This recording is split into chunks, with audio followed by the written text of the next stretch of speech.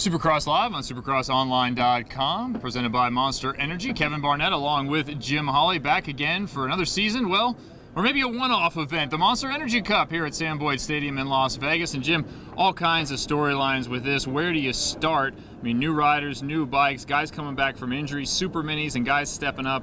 Where do you go first? Well, it's on the way up here for me. Courtney Kelly, she tweets a lot, and I don't tweet, so I had her tweet some stuff. I'm excited to see Chad Reed back for a couple different reasons. One, it's been a long layoff for him. You got to remember last year in Dallas when he had that crash and those injuries. And then he's on a new 2013 Honda, and I hear good things from that Honda. You know, Justin Barcia is going to be on one, Kevin Windham, Eli Tomac, I mean, just to name a few. And the other guy, the guy who won the $1 million here last year, Ryan Villopoto, back in action. He had that crash in Seattle off a long time. I got a chance to watch press day yesterday. He looks awfully good, and the track here. I think that it is going to be a lot difficult to get that $1 million this year just because of a couple different reasons. The competition, there's a lot more competition. A lot of guys saw how easy it was for Villopoto to win that race last year. And the track design, you know, they got the Joker lane that is going to be hectic for the guys because of the fact that it's mandatory you have to go through it one lap in each main event. So you got 3 mains, they got to go by there. I hear there's a big penalty if you don't, so I'll get confirmation on that, what the exact thing is. But the other unique thing I like is the starting line outside.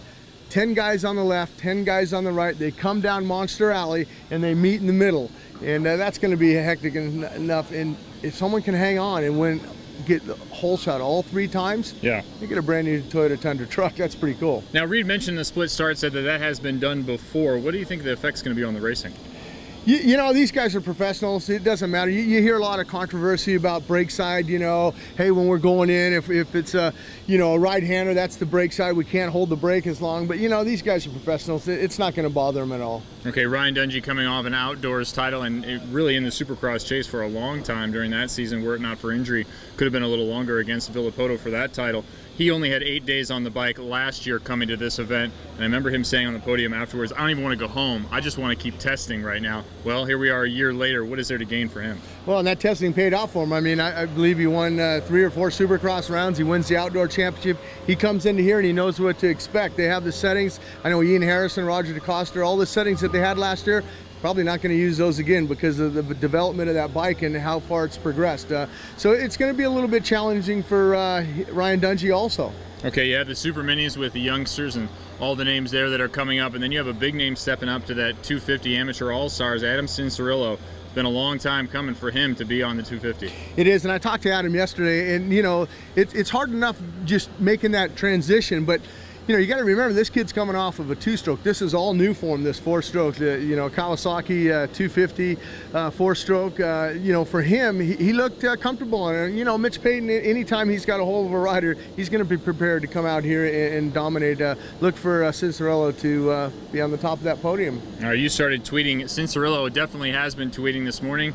He was on it, hey, up at 5:30, ready to go, can't sleep. I mean, he's got to just be fired up beyond belief. Well, we always say when we're racing, you don't get your good night's sleep the night before the race because you don't sleep. You're thinking about things. And he had a chance to ride press day yesterday, and so, you know, he's just thinking of little different things that he saw Villopoto doing. He's wondering, wow, you think I can maybe do that on my 250? Well, I don't know, maybe. Yeah, he's the #1 guy. He's on a 450. That's a lot of torque and a lot of power to get over those sections. But you know, it's going to be interesting to watch and see how he adapts.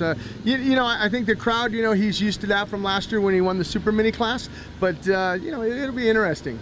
The track is interesting. The crowd's going to be huge. The Talavega turn, the Joker lane, the split start, a lot of different factors all in there. It's going to be a great day of racing. We have extra stuff for you here on Supercross Live. We have live streaming of practice. It's going to start around 1:30 local time here in Las Vegas. You can watch all the practice. Jim and I are going to be commentating that, have some guests in. Jim, it's a whole new program and a lot of information for people to take in through the day and really be a part of the event, even if they're not in the stadium. Yeah, I mean, it's going to be great. This is something new for us, but I really enjoy it because it's like getting back to when we were doing the live broadcast through the heat races and the semis, last chance main events. This is a perspective for us to give our opinion on how we think that practice is going. And, you know, we've seen a lot of guys crash in practice. We've seen a lot of guys turn a lot of fast lap times. I can't wait to do that. This is Supercross Live, and it is live this year, so make sure and tune in. We'll have our rider interviews. We'll also have a post-practice report as well as an evening report post-race.